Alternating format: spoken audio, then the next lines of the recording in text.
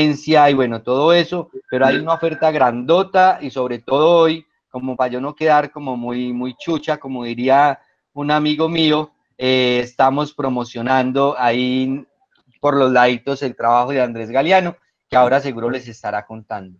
Bueno, Andrés, les estaba diciendo, no, pero ya son las 6:05, yo creo que ya iniciamos a buena hora, ya llegó Andrés, están los invitados. Primero un saludo para todos y cuéntenme cómo estuvo el fin de semana antes de iniciar. Bien, profe, gracias, con mucho calor. Sí, pues hoy es ya iniciando la noche, pero una noche muy calurosa, pero bueno, bacanísimo también, y hay más por allá. ¿Estás en la Florida, Pili? No, señor, estoy en Tocaima. Ah, ¿verdad que estás en Tocaima? Sí, No, es eso que aquí Pili... son 36 grados. Ay, hijo de madre, Me estoy saludes a Rafa. derritiendo. Bueno, profe, gracias. Te saludo de Bueno, Camilo. y los demás, ¿cómo estuvo el fin de semana? Cuéntenme un poquito, porque es que esta pregunta siempre me recuerda a la clase en físico, Sí, cuando sí, estábamos en sí. el aula y así abríamos siempre Era el una taller, frase entonces es genial. una manera de no olvidar esas clases. Exacto. Muy bien, profe. ¿Y usted cómo la pasó? Muy bien, trabajando mucho porque ya mañana a las 9 de la mañana pues están invitados, se presenta la Feria Internacional del Libro, una cantidad de invitados muy poderosos, algunos de esos autores que, bueno, ya hemos leído en el taller, que por primera vez, lástima que ahora no sea en lo físico, pero bueno, desde lo virtual seguro también va a ser muy chévere. Hemos leído y no habían tenido la oportunidad de acompañar la feria en años anteriores. No voy a contar qué autores, pues esperemos hasta mañana, pero un grupo de autores muy bacanos, tanto de Colombia como fuera del país. Viene un autor, pues vamos a tener una charla con un autor que hemos leído de él varias cosas en el taller y que hace parte de esos talleres, de esos libros que yo siempre en los talleres digo que leamos. ¿Me escuchan cuando hablo? Clau, no te escuchamos. Perfecto, todo muy bien. Listo, bueno. Andrés, hermano, ahora Estoy, sí, de Diosito. nuevo, bienvenido. ¿Cómo va todo? Bien, Diosito, hermano, excelente aquí en la tierrita, en Pereira de nuevo. Usted sabe que estuve 9 años viviendo en Bogotá, pero ya estoy de nuevo en la tierra, hermano, con ganas de hacer muchas cosas, con la SECO, con Clepsidra, con todos pues los amigos. Qué bacano, Andrés. Bueno, Andrés, yo antes de que entraras ya estaba hablando un poco de tu trabajo, de tu propuesta como guionista, de tu propuesta como narrador oral, como poeta, como profesor, como filósofo. Bueno, estaba diciendo, hermano, que vos de todo has hecho, y que aunque ahí no se ve en la cámara tan viejo, pues ya tiene como 60 años de estar trabajando en la oferta cultural del país. Entonces, bueno, la experiencia es grande, la experiencia tanto que tuve en Bogotá, Andrés, trabajando para FOS y para otros medios de comunicación nacionales, internacionales y de una presencia muy importante. Como también lo hemos tenido la oportunidad, muchos, de pronto algunos de los que hay acá, de haber conocido a Galeano en los talleres que ofertó en la Universidad Tecnológica de Pereira en algún momento, que también Andrés estuvo ahí muy pendiente en algunas propuestas. Andrés, y yo estoy hablando de eso, inicié por esa parte como guionista, porque la charla de hoy quiero que la dirijamos, Andrés, y todo este espacio es tuyo, pues todo este grupo seguramente vamos a ir preguntando cosas, pero la idea es hablar un poco, iniciar sobre el guión como forma literaria. ¿Cómo es esa idea del guión? El guión nos sirve de alguna manera también en la propuesta de la escritura creativa cuando estamos pensando en una novela, tener una formación como guionista. ¿En qué nos sirve o para qué nos sirve eso, Andrés? Hablando un poco sobre eso, por favor. Es una pregunta un poco compleja porque son dos formatos completamente diferentes. Digamos que el sustento está en las historias.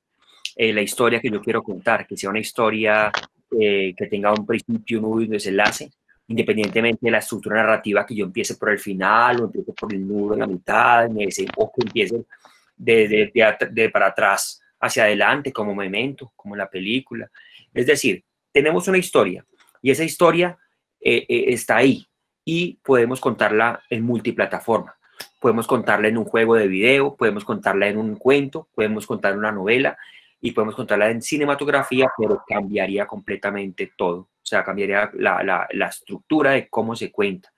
Lo más importante es como tener claro, la finalidad de la literatura es entretener, es conmover, es divertir. Que yo cojo un libro y yo cojo este libro, que ese es mi último regalo de cumpleaños, hermano, Guillermo Arriaga, un maestro pues de los grandes guionistas latinoamericanos, de escritor de 21 gramos, o sea, mejor dicho, de los grandes pues de Babel, ¿cierto? Y tenemos una novela, pero la novela necesita, lo que busca la novela es que yo coja este libro y, mejor dicho, me lo devore y sueñe con él, y sí, y juega con todas las metáforas, con los símiles, con la analogía, ¿cierto? Pero cuando yo miro un guión literario, la finalidad de un guión no es entretener, no es divertir, no es seducir, no. La finalidad de un guión literario, que tengo por placa un guión literario, es simplemente una guía y un formato para ser realizado, para que un director, un productor y todo un equipo de realización lo ejecuten y sea lo más parecido a como está aquí planteado, ¿sí? Interior, infierno, ser blanco, no otro día. En el espacio totalmente blanco hay un escritorio donde está sentado el diablo como todo un patrón fumándose un puro. Al frente suyo está Isabel. Pero ¿cómo hace que me morí? Entonces, pues, o sea, no está diseñado como la literatura a entretener y divertir, no. El propósito de un guión es simplemente ser una guía técnica para realizar. ¿Y dónde está la poesía? ¿Dónde está la magia? ¿Dónde está la belleza del cine? Pues está en el producto final, que es la realización. Por eso cuando yo leo un guión es aburridísimo, porque leer interior, casa, Daniela, habitación Daniela, noche.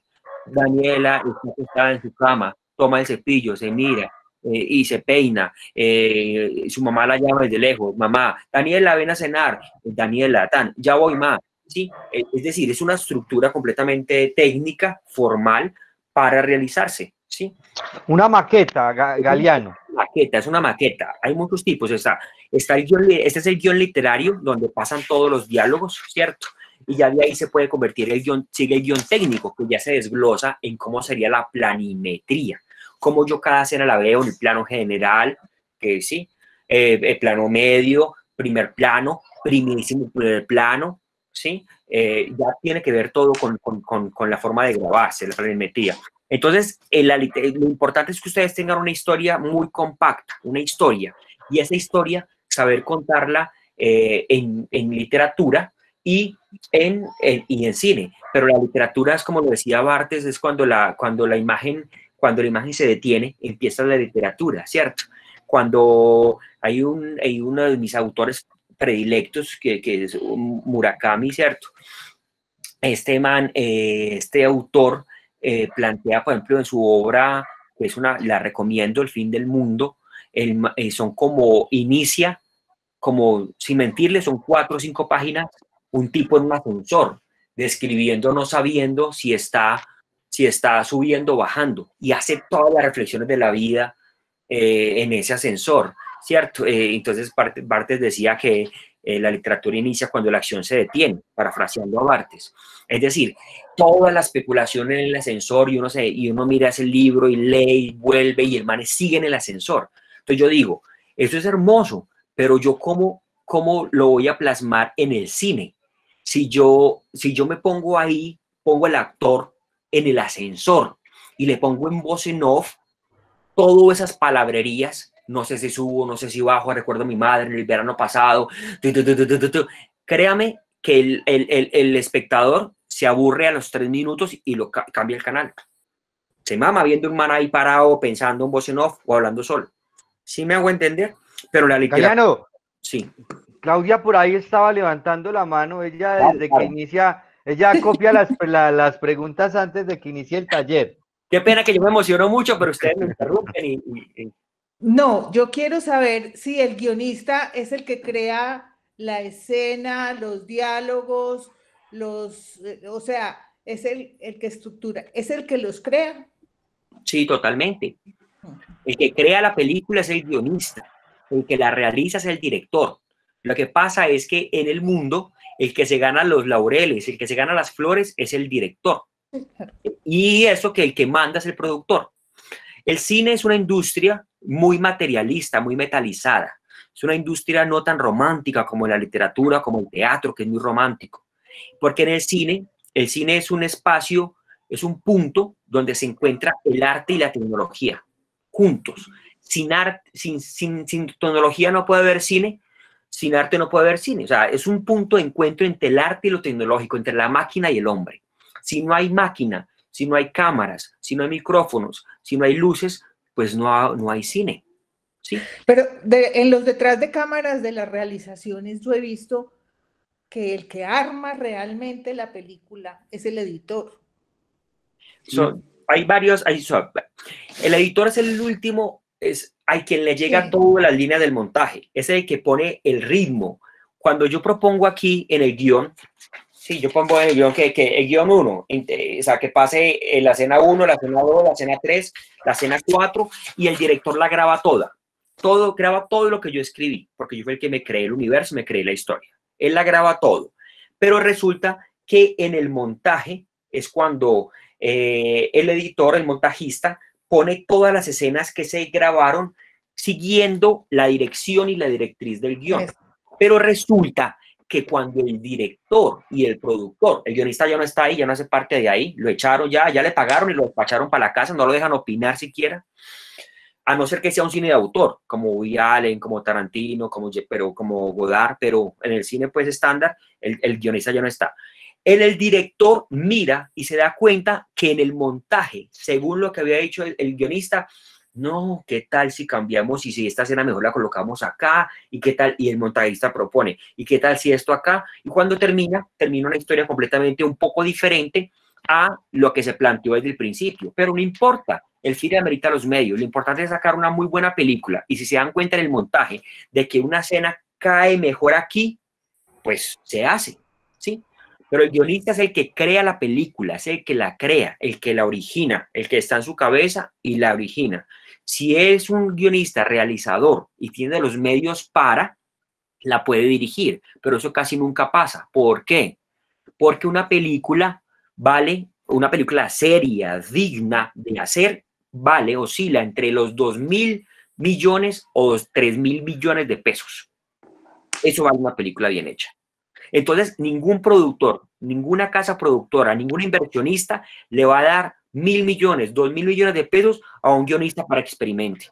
No, yo voy a buscar a un director que ya ha hecho películas, que ya tiene nombre, porque yo me quiero asegurar de que mi producto y mi plata no va a explorarse, no va a perderse.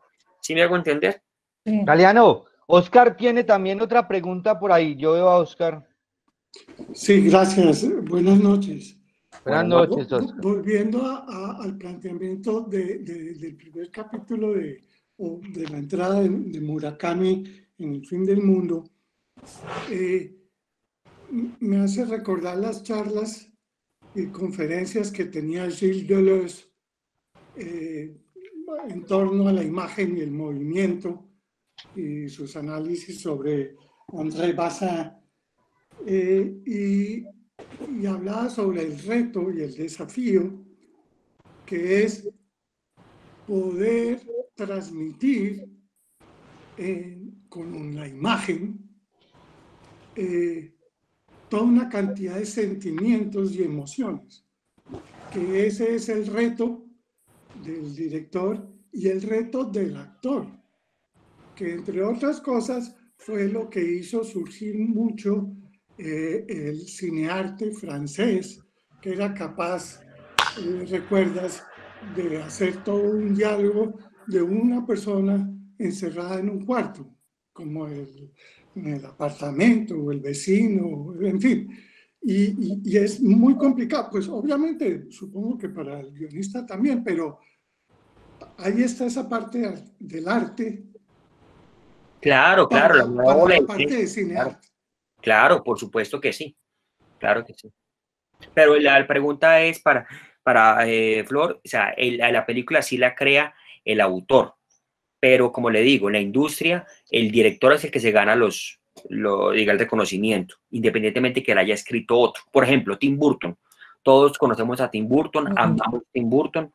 Resulta que Tim Burton tiene un guionista y el guionista es el que le da los guiones y él los ejecuta. Pero el que se gana todos los laureles es Tim Burton, ¿cierto? Hay directores, autores como Woody Allen, como Tarantino, como Christopher Nolan, bueno, como Stanley Kubrick, como Scorsese, como Pasolini, como, o sea, los grandes, como Tarkovsky, como Bergman, o sea, los grandes, han sido cine de autores. O sea, que ellos escriben y dirigen sus películas. Pero para poder escribir y dirigir sus películas, se tiene que ser un genio, en el sentido en que haya sido tan bueno y haya hecho un eco tan importante que los productores y que todo el mundo les da el dinero para poder hacer lo que quieran, así fracasen, ¿sí? Pero cuando no es así, el guionista tiene una obra muy buena, pero cuando le preguntan que usted qué ha dirigido, no, pues yo dirigí los 15 años de mi hermanita, de mi sobrina. Ah, muchas gracias, le compró el guión, pero voy a contratar a un director que tenga el feeling para esto. Y ahí es donde están los productores estadounidenses. Ellos contratan a un director que, si esto es una comedia, buscan un director que haya hecho comedia. Si esto es un thriller, buscan un director que tenga el feeling para el thriller. Si es un drama, pues para un drama. Incluso, si no les va gustando el trabajo, lo despiden y contratan a otro. Porque lo que manda la parada en el cine es el productor. Porque, como les digo, estamos hablando de muchos millones de pesos. Diferente al teatro, que el teatro se hace con amor, es más, consigamos lo que es más orgánico, pero en el cine se atraviesan las máquinas y mucha gente para hacer los sueños realidad. Entonces es muy complejo en ese aspecto. Doctor Galeano, no sé, creo que todos aquí hemos escuchado algo que a mí cada vez me parece una de esas malas críticas a la literatura y a muchos libros, y es cuando las personas, uno les pregunta qué tal le parece el libro y lo primero que acuden a decir es, no, es que esto es un trabajo cinematográfico, esto parece una película, yo no sé qué, y yo pues tengo en mi cabeza algunos libros y todavía no veo muy clara esa relación. O sea, cuando, no sé si tienes en tu cabeza algún libro, y estoy pensando, por ejemplo, o pensemos en Guillermo Arriaga, a propósito que el año pasado tuvimos la oportunidad de tenerlo acá en la Feria del Libro, y algunos hablan mucho de cómo su obra está muy cercana también a su visión cinematográfica del mundo, pero yo siento que está lejos de alguna manera también. O sea, que leer El Salvaje y ver el cine que hace Guillermo, pues son dos mundos muy diferentes. ¿Vos cómo sentís eso? ¿Sentís que eso sí sea un piropo cuando dicen, es que esto es un libro muy cinematográfico? Yo siento que no es tanto un piropo, no sé. Siento que el libro es como tan flojo que queda solo por decir que es una muy buena película, o se sabe muy poco de cine, no sé. El piropo es doble. Cuando uno ve una película, y esto es, o sea, las buenas películas o los buenos libros son las que generan sensaciones a través de imágenes.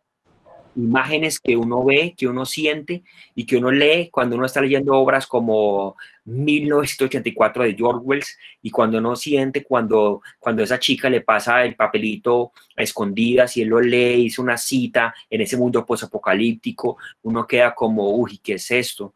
O cuando uno mira el perfume y mira al hombre ver dormir a su hija y la ven ya una señorita y él dice que la amaría si no fuera su hija, y uno mira eso y uno queda como trastornado. Es decir, las imágenes que generan sensaciones, eso es muy cinematográfico, pero esas imágenes en la literatura las ha tenido siempre. Es que el cine es un invento muy nuevo. O sea, el cine se creó, o sea, digamos que el cine nace en 1895 con la producción de los hermanos Lumière, ¿cierto? Esa proyección de los hombres saliendo de la fábrica y todo eso. O sea, tiene 125, casi 130 años, eso no es nada. Sin embargo, nos ha cambiado como la manera del divertimento.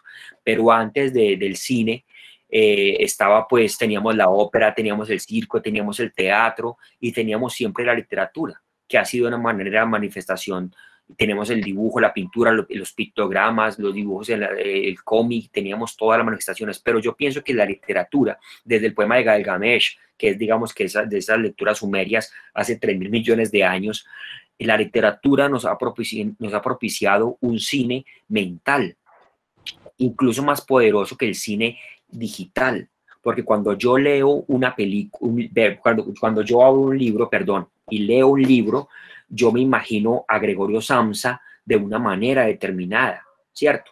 Pero cuando yo veo una adaptación de la Metamorfosis de Gregorio Samsa, pues yo veo al actor interpretando a Gregorio Samsa y ya se me limita. Pero con el libro no se me limita, yo lo imagino a mi manera y le pregunto a un amigo que está leyendo el igual y se lo imagina de otra manera. Entonces, la literatura nos propicia como películas individuales mentales en la cabeza. ¿Qué es lo que pasa? Que exige más, porque yo me puedo cansar más leyendo y estoy en un punto fijo. En cambio, el cine y lo audiovisual me genera una experiencia en colores, en música y sobre todo en audio, porque viene audiovisual. Lo primero que lo agarra uno es el audio, es escuchar los susurros, los besos, las explosiones. Entonces uno termina viviendo una experiencia múltiple, sensorial. Ese, digamos, que es el factor grande del cine. Pero no sé si me fui por la tangente ahí. Le digo es que para mí los dos artes son un arte maravilloso y diferentes, simplemente es diferente. La literatura es más purista, implica y demanda una actividad cerebral mucho más amplia, más enriquecedora, en el sentido de que yo imagino y recreo los escenarios, lo que yo veo lo recreo, ¿sí? El cine es más facilista porque me está dando las caras de los protagonistas, me está dando todo, me lo está dando todo ahí, pero las dos son maravillosas, o sea, los dos artes son maravillosos. Lo que empecé diciendo esto, lo importante son las historias, es como los sucesos, independientemente de los formatos en que se muestren, los canales de expresión. Clau, ¿tienes una pregunta? Sí, con respecto a lo que estaba hablando, ¿qué características son las que determinan que una obra literaria sea candidata a ser película?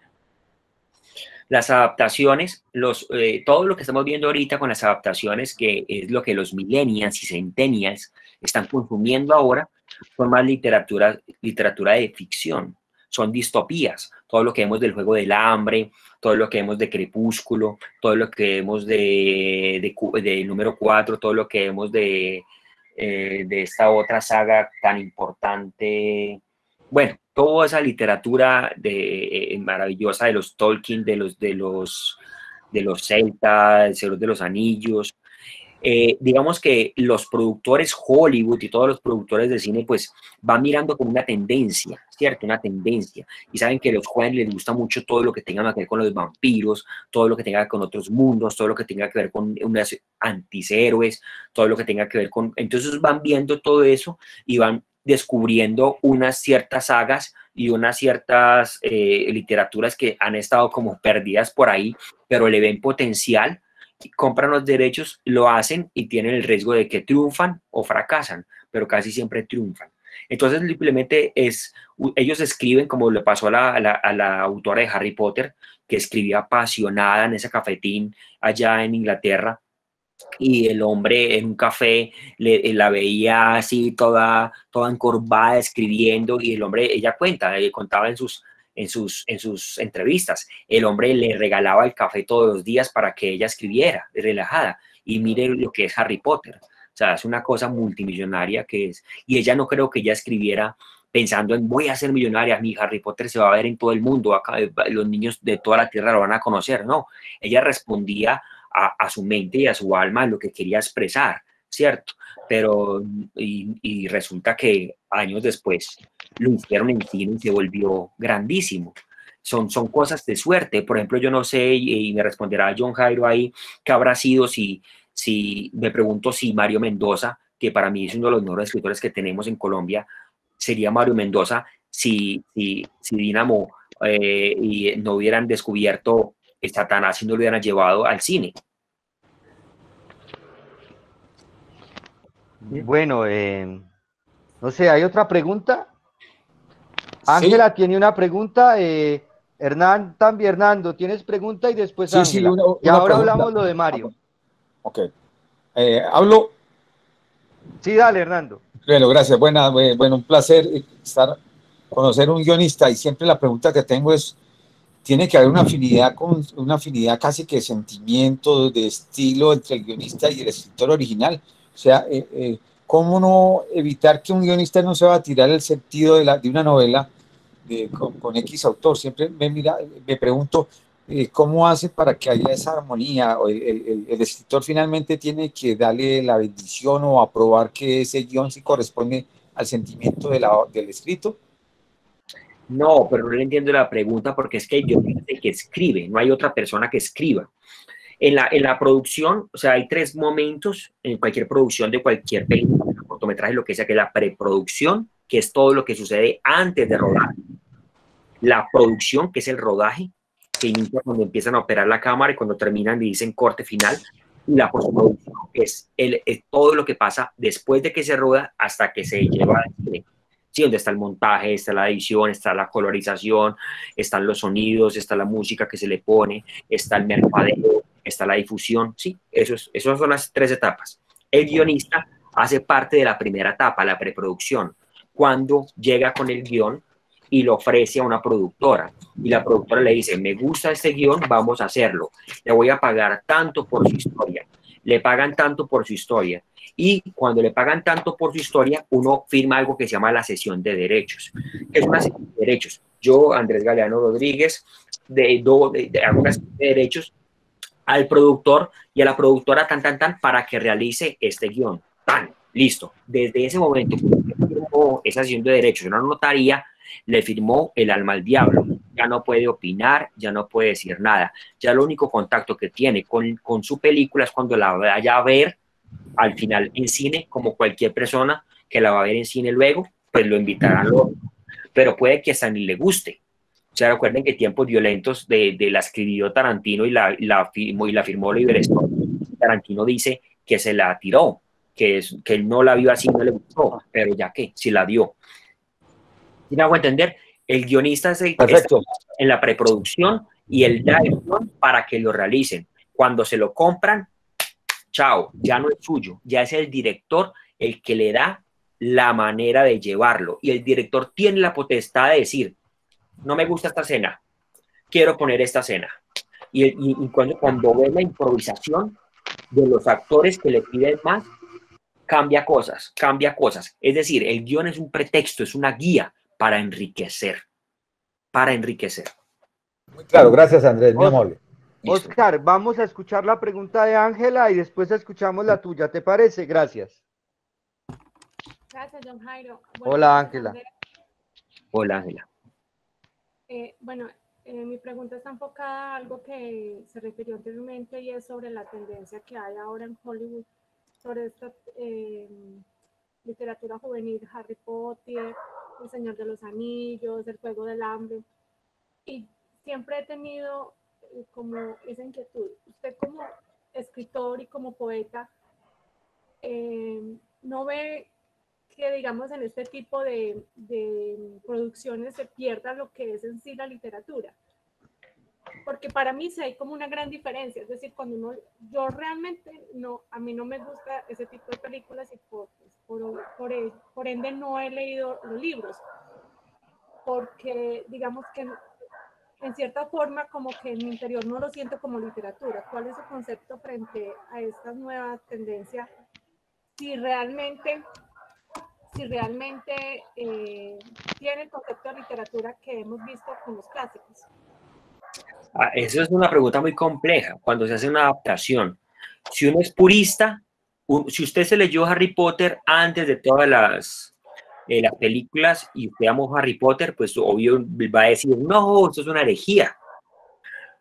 Porque ya hay un problema.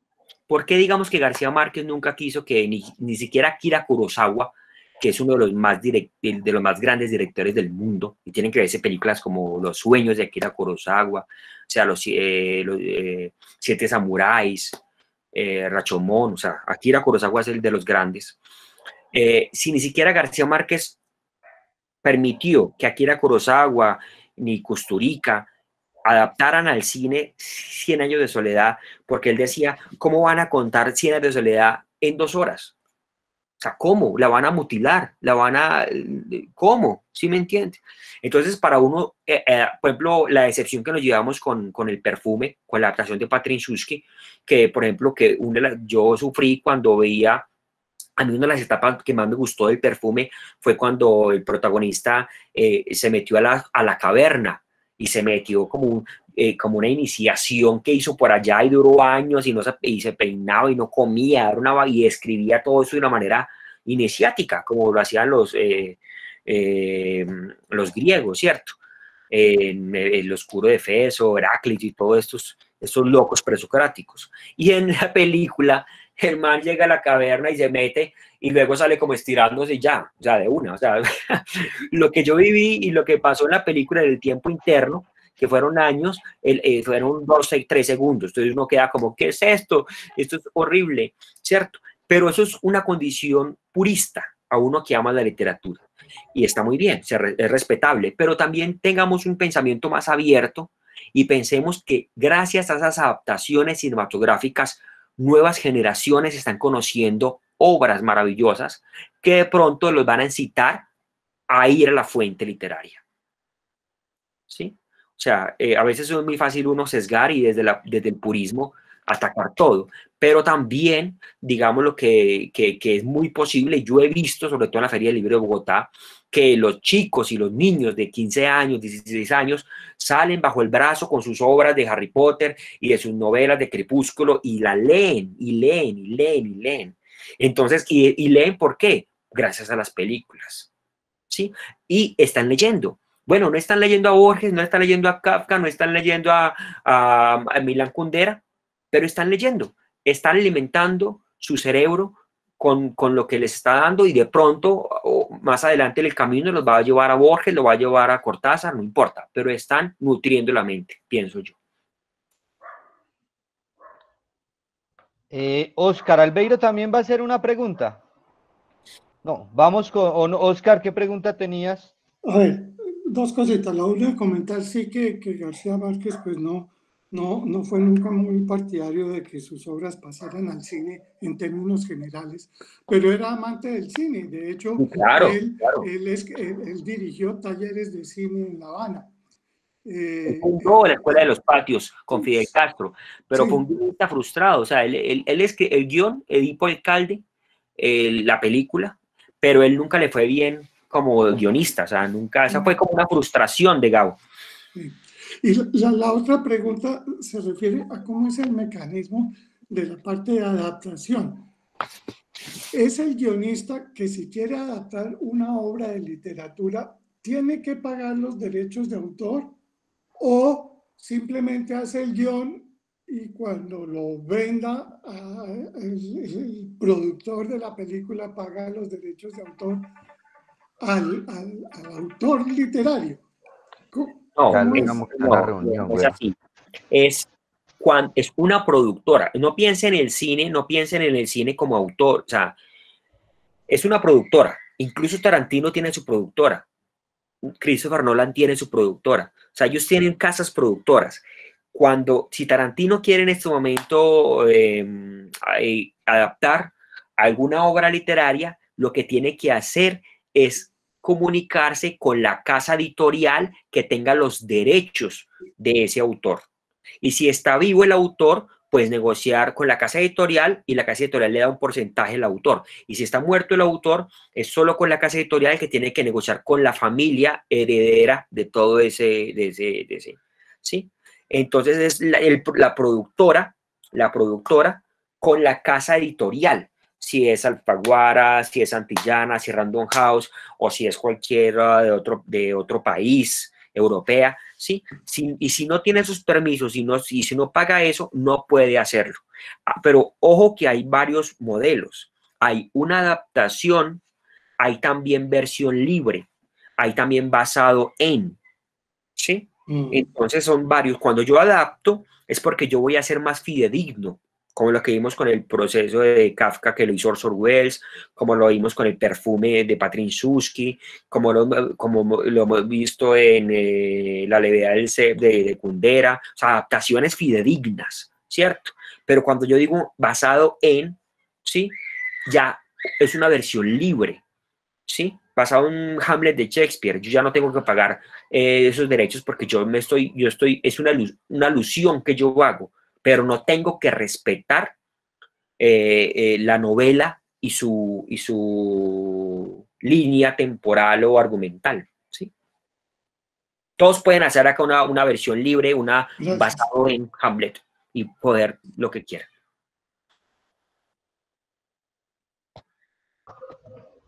Bueno, gracias Galeano. Galeano, ahora sí, continuemos, ya abordamos uno de los primeros temas con los que te has ganado la vida en esa difícil Bogotá de estos últimos años, y es el cine. Y quiero pasar un poco a tu trabajo como escritor, como poeta, como cuentista, y quiero pensar, o que nos ayudes a pensar, Galeano, un poco.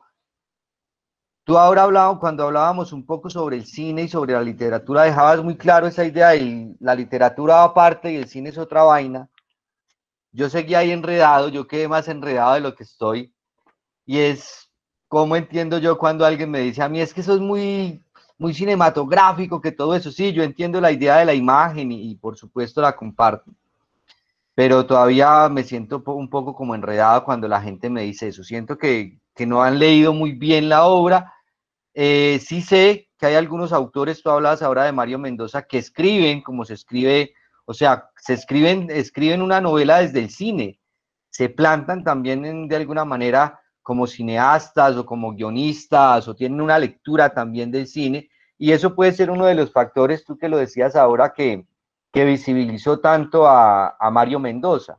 No, pero perdón, perdón, ahí lo que yo decía es que fue una suerte también, que yo no creo que Mario Mendoza, eso es algo personal, sería el que sería en este momento si no hubiese sido porque esa productora Dynamo y con un gran director, Andy Weiss, hayan dirigido Satanás, su novela, que la llevaron al cine y ganó tantos premios y es muy buena película, basada en el episodio de este hombre que asesinó a toda esa gente en el Poseto, en ese restaurante italiano que todavía existe en Bogotá, o no sé si existe y se superó la pandemia.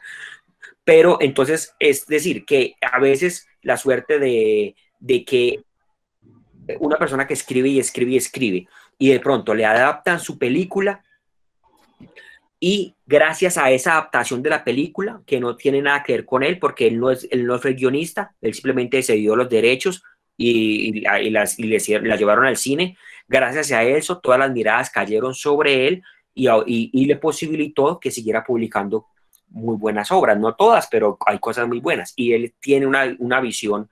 Pero eso ya esa parte del estilo, de la escritura de él, que es muy cinematográfica en el sentido de que genera muchas imágenes. No es una literatura tan pomposa, sino que es más descriptiva desde la acción.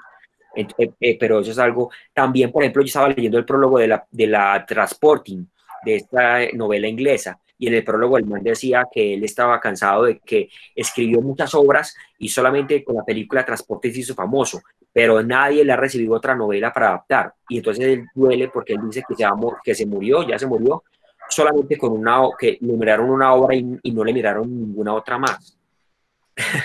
Entonces es una cosa loca, ¿cierto? Sí, pues bueno, yo sí creo que fue de alguna manera muy posible que toda esa visibilización de lo que de Mario Mendoza sea gracias a la película.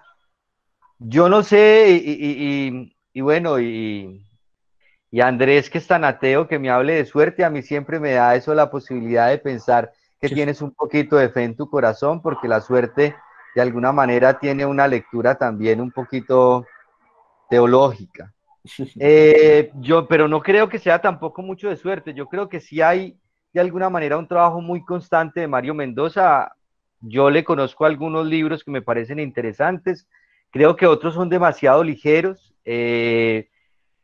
no hay una preocupación realmente literaria ahí, sino que hay una idea de mercadeo que las editoriales han ido formando con Mario, todo el Sí. tema ahora del libro ilustrado y de, bueno, toda esta serie de trabajos que está haciendo, que son chéveres, creo que están pensados, son desde la editorial. No quiero pensar que Mario es lo que es hoy en día como escritor por una película. No, Bueno, no, no, no, además, pero le visibilizó, le ayudó, o sea, sí, que, obvio, le ayudó, o sea, lo visibilizó, que eso es muy sí, importante.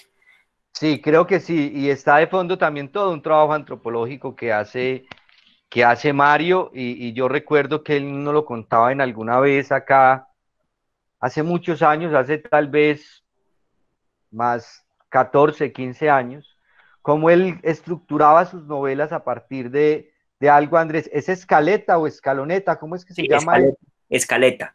O Entonces, sea, él nos contaba todo eso. usted hace lo que hace es, igual lo hacemos nosotros, yo ahorita estoy trabajando en RCN, una telenovela, y entonces nos pasan la escaleta, y la escaleta son, o sea, son tres formatos prácticamente. El argumento es el cuento, o sea, es toda la historia de lo que pasa en un capítulo, así, como cuento. Pues como cuento, pero sin metáfora ni nada de eso, o sea, muy tercera persona, tiempo presente, Eso, cuando se avala y se aprueba, porque es un equipo grande y el canal siempre tiene que aprobar, se pasa a escaleta, que es desmenuzar todas las acciones en locaciones, sin diálogos, ¿sí? Entonces todo lo que pasa en la casa interior, cocina, luego todo lo que pasa en el parque, luego todo lo que pasa en la iglesia, siguiendo todo, o sea, lo que hace es separar por locaciones todo. Y luego eso se convierte en guión literario, que es ya ponerle a todas las locaciones los diálogos. Y Y eso es lo que le si al tú miras, director. Andrés, Satanás está construido así, o sea, cuando uno lee Satanás, está desde el resumen de las locaciones. O sea, Sí, lo que va a suceder en la casa, lo que va a suceder en el restaurante, lo que va a suceder en el lugar a donde él va a dar las clases, todo está construido así.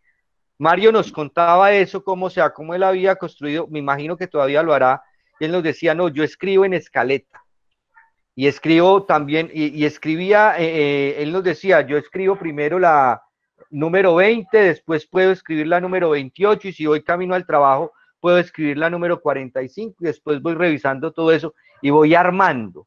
Me hermoso. parecía además muy interesante, y me parecía muy funcional en términos de medios de comunicación, pues en términos del cine o de la televisión, como de alguna manera las obras de algunos autores que están pensados, se piensan desde ahí, pues van a ser más fáciles de llevar al cine o hacer adaptaciones, lo que no pasaría, por ejemplo, con un trabajo de Gabriel García Márquez o con un trabajo como la Broma Infinita o como un trabajo del Ulises de Joyce, cómo llevar un libro también tan complejo en algunos casos y que no están pensados para el cine, pero de pronto lo de Mario sí pudo estar pensado desde ahí. Andrés, como poeta, como cuentista, ¿cómo es ese diálogo entre el cine, en tu trabajo como guionista, como actor, que además tienes también la experiencia como actor, que eso no lo habíamos contado, pero que también tienes la experiencia como actor? ¿Cómo dialoga? ¿Cuáles son esos vasos comunicantes entre el Andrés que se sienta a escribir un cuento o un libro de poemas y el Andrés que es guionista para diferentes canales? No, trato de siempre como de separar todo, ¿no? Pero en mi poesía, digamos lo que en mi poesía sí hay, digamos que hay mucho trato de que haya mucha imagen, que parezcan a veces cuentos, sin ser tan explícito en las escaletas o en la numeración de nada, pero me gusta mucho casi contar historias, que los poemas sean como historias, que sean muy visuales. No me gusta recurrir mucho a palabras muy rebuscadas, no. Me gusta mi poesía, yo quiero que la entienda cualquier persona y que la sienta cualquier persona. Entonces trato de crear mucha imagen, que se vea mucha imagen. No sé si de pronto leo un poema o algo como para como poner un ejemplito y no ser tan ortodoxos en ese sentido. Por ejemplo, vamos a ver algo por acá.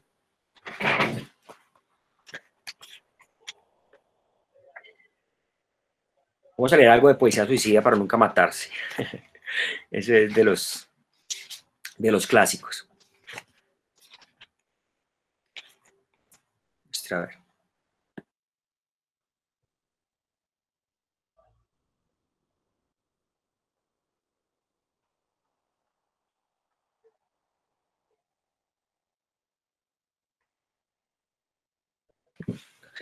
Por ejemplo, hay un tipo, ¿ustedes recuerdan de Sofonías?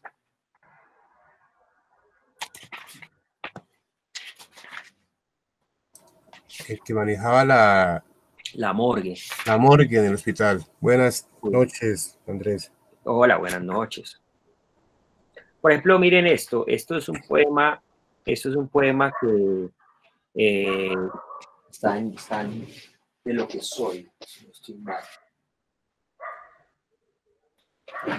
La cita.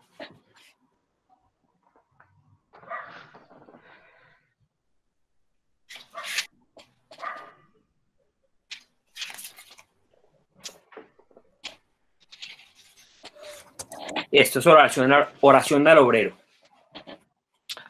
Señor, líbrame de laborar en una empresa de 6 a 2, de 2 a 10. Sálvame del vistazo inquisidor del supervisor, de la soberbia del gerente y las risitas maliciosas de las secretarias. Protégeme de las máquinas que tragan manos, de las paredes que lo oyen todo y de esas noches de trasnocho donde a veces creo fallecer.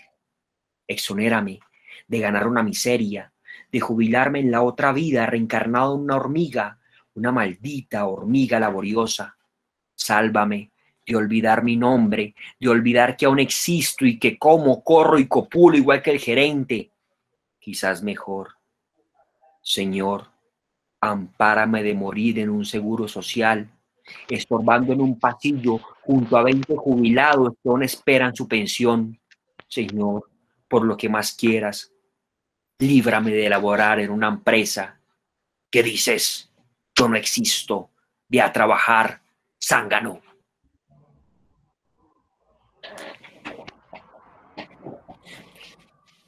Los que quieran darle garrote a Galeano también pueden, como está lejos, entonces no tiene muchas maneras de defenderse más que la palabra. Pero si ven como es una hilera, es una situación de un hombre implorándole a Dios que lo libre de trabajar en una empresa bajo esas condiciones, pero miran las imágenes, hay imágenes de todo tipo que uno siente también, uno ve también, ¿cierto? Y al final hay un juego sorpresivo de Dios diciéndole que es como una contradicción, y yo no existo, voy a trabajar, zángano, que puede interpretarse como el capitalismo. Como, bueno, deje de pensar y hágale, produzca. ¿Sí? Eso es lo que puede generarse todo un poema. Sí. Sí, realmente John nos compartió unos poemas suyos y sí, ahora le entiendo lo que usted dice, que usted arma las escenas, para mí fueron muy gráficos. O sea, yo iba leyendo el poema y yo veía qué estaba pasando, era gráfico. O sea, un poeta grafitero, Claudia. Esa Claudia siempre tiene buenos apuntes. Yo sí le había dicho, Andrés, hermano, que esos poemas estaban muy funcionales para un grafiti en una pared de la universidad o algo.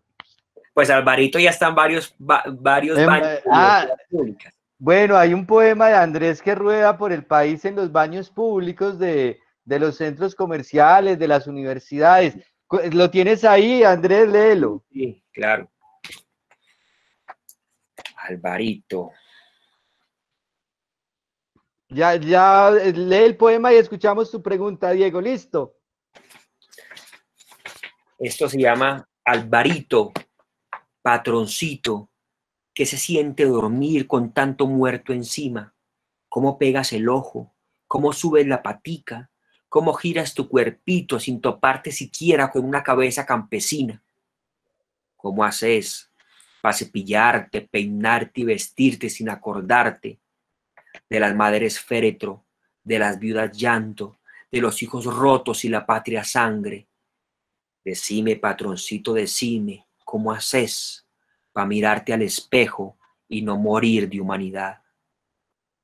Ese es uno de los poemas que a mí más me gusta, además porque tiene todo un conflicto y tiene toda la historia de un país, y que cada vez que uno lo lee también siente la vigencia en ese poema de lo que vimos actualmente. A propósito de un libro que les recomiendo, y que en este poema yo siento que está como que esa radiografía así en pocas palabras de todo lo que es la historia del país y su violencia, y es el libro de Ricardo Silva Romero, que publicó en el 2019 Intermedio Editores, que se llama es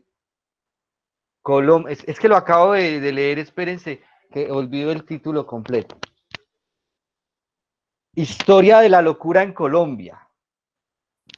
Ese libro compila todas no, 210 años de artículos que se publicaron en el tiempo, que Ricardo Silva publicó en el tiempo, que además siento, Andrés, y bueno, y los que nos están escuchando, que a Ricardo le pasa un poco también lo que le ha pasado a Mario Mendoza, y es que en el círculo literario, pues como más alto, no ha sido tan bien recibido. Mario Mendoza tiene un grupo de seguidores, de muchachos y todo, pero cuando uno se sienta a hablar en un grupo más serio, a analizar la obra de Mario, no siento que lo quiera, no pega como que mucho. No. Aunque yo soy uno de los que defiende una obra como Satanás y todo el trabajo de investigación y la propuesta sociológica y antropológica de Mario, también sé que no es tan acertado en términos narrativos como lo puede ser William Ospina o lo puede ser otros autores. Y siento que lo mismo le ha pasado a Ricardo Silva, quien tiene una cantidad de novelas que editorialmente ha sido un mimado, porque le han publicado todo lo que él saca, se lo publican y muy bien publicado. Y ahora se compilan esta serie de 200 artículos durante 10 años. Y les recomiendo la lectura de eso. Yo no conocía a ese Ricardo. Yo lo conocía como novelista, como cuentista, como poeta, y no me llamaba mucho la atención, pero desde el prólogo de este libro, es un libro un poco grueso, son 580 y pico de páginas, pero vale la pena porque está contado el país desde 1492 está contada Colombia, y está contada desde toda esa idea de cuál es nuestra mentalidad, por qué esa propuesta ideológica tan folclórica, y uno siente que tiene que ver mucho con lo que estamos viendo ahora por televisión, y tiene que ver hasta con esa idea que Galeano decía ahora y que está en el cine y que uno la ve hasta en el ciclismo, como el líder es el que sale en la foto, pero detrás del líder hay una cantidad de gregarios haciéndole fuerza y haciendo piruetas para que él pueda llegar allá. Y un poquito pasa eso con el cine. Puede que los guionistas no sean los que queden en la foto y sean los que están detrás, tras bambalinas, haciendo todo, pero el otro, el director, sea el que quede en la foto. Pues aquí también Silva nos cuenta una cantidad de cosas de nuestra mentalidad, de nuestra idiosincrasia muy interesantes, y nos los empieza contando con un prólogo hermosísimo que se da a partir de preguntas y tiene el ritmo narrativo de un buen novelista. Y no sé si ustedes leyeron ese trabajo de Fernando Vallejo sobre La puta de Babilonia, que al principio es lleno de adjetivos y con una velocidad muy interesante.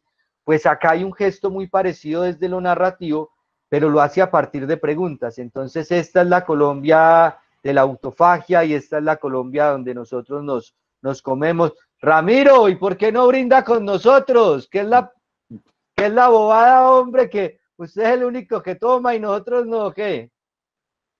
Ah, bueno, pero eso es agua, no hay nada.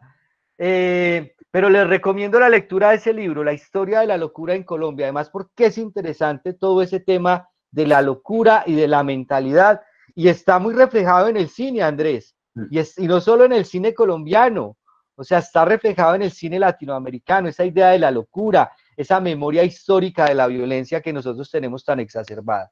Bueno, Andrés, bueno, y esto lo estaba diciendo porque me acordé en el prólogo de Silva, como en 20 páginas tal vez hace lo mismo que Galeano hace en un poema. Nos cuenta la historia de todo un país, de todo eso que para muchos pues tiene nombre propio, y Claudia por allá debe decir, claro, es que eso se parece mucho a Uribe. Que era el tema de la semana pasada y que Claudia decía, yo no me identifico con ese tipo, pero que en el fondo no es Uribe realmente, sino que es muchos y es repetitiva esa historia. Sí, él es producto de una locura que viene de 500 años. Sí. Sí, él es producto, pero que no me representa. Yo no me Yo viví ya lo esos entendí.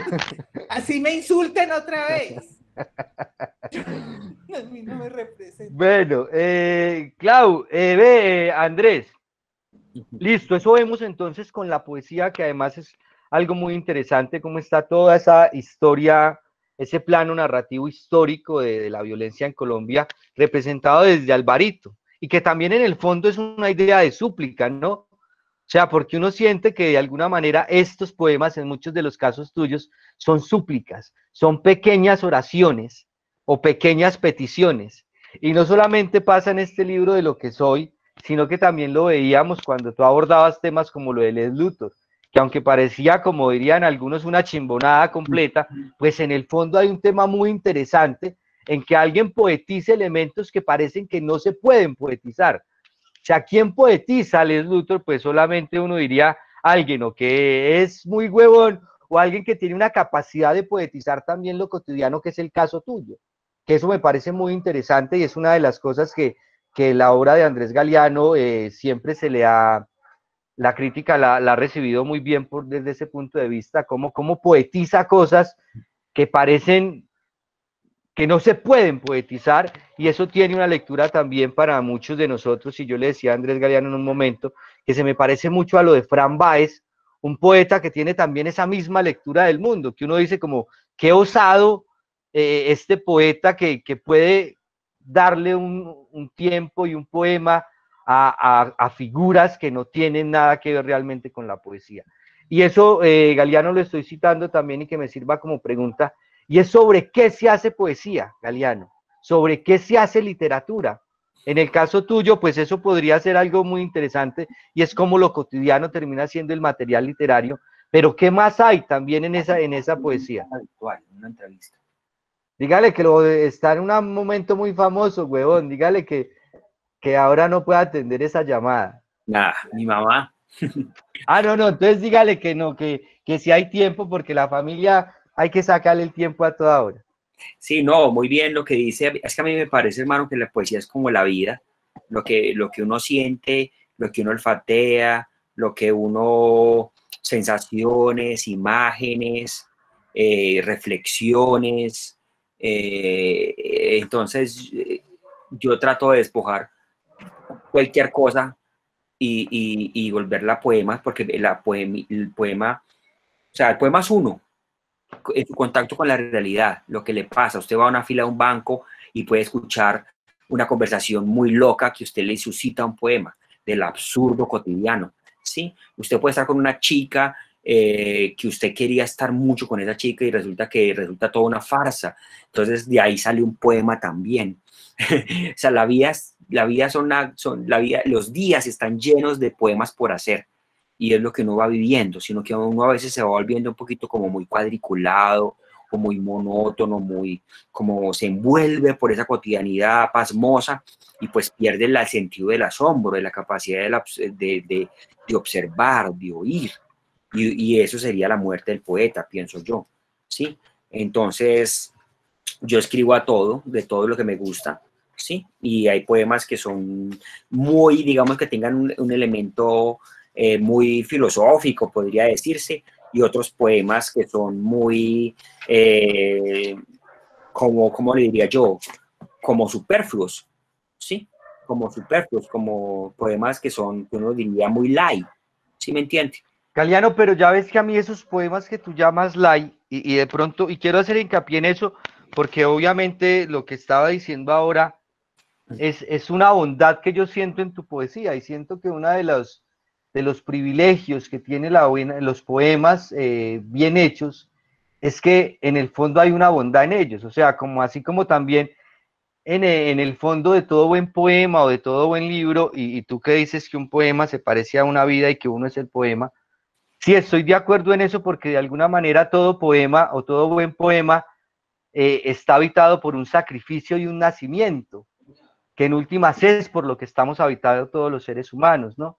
Entonces eso creo que tiene que ver como en diálogo con lo que es un poema y con esa palabra universal que tiene que ver con la bondad que en última es la poesía. Y hay un poema, Andrés, que es de lo más cotidiano y de lo más simplón que hay, pero que en el fondo siempre me ha llamado mucho la atención, como el poema de Alvarito, ¿sí? Que en el fondo parece una cosa muy simple, pero hay una cosa filosófica de fondo, hay una cosa antropológica, sociológica, una marca histórica muy interesante. Y ¿por qué no lo lees? Y hablamos un poco sobre el pobre Raúl. Ah, sí, sí. Claro que sí. Que es un poema que en la primera lectura uno dice, bueno, aquí no, como que no hay mucha madera, pero después uno se da cuenta que hay un poema bien interesante y que entre líneas se están leyendo otras historias desde esa cotidianidad de un diente, ¿no? De quien le dice, hermano, devuélvale el diente a este man. Claro que sí. El pobre Raúl. Dios, está bien, no me escuches a mí. No te quiero y no me quieres, pero por favor, escucha a Raúl, no seas tan cruel. Devuélvele su diente. Mira que es el diente de adelante, el más importante, el que más se ve. Según él, lo perdió borracho en la taberna de la negra, pero la negra jura y rejura que llegó sin él. Y Raúl, para colmo, nada que recuerda. Solo sabe que el próximo sábado se verá con Yadira. La llevará a la rueda, como se lo había prometido. Y promesa es promesa, aunque tú no sepas nada de eso. Solo te pido, y mira que el suplicio de un ateo vale más que 1000 creyentes. Imagina, no te pido más. Imagina el gesto de Yadira al ver a Raúl sin su diente de adelante. Imagina su asombro, su burla, su asco. A lo mejor no lo besará, ni mucho menos se montará al barco pirata con él. Señor Dios, no sé cómo ni me incumbe, pero como creador y culpable debes hacer algo al respecto. Olvida ya la guerra en Argelia, en Birmania, en Sudán. Olvida Katrina, Palestina, ¿qué más da? Olvídate de la India, de Nigeria, de Etiopía. Archiva Pakistán. Anula la cita con el Congo, con Uganda, con Yemen. Deja que se maten en Colombia. Deja que se coman en Somalia. Deja que nos maten desde Irak. Pero por lo que más quieras, devuélvele el diente a Raúl. No seas tan cruel. Excelente, buenísimo.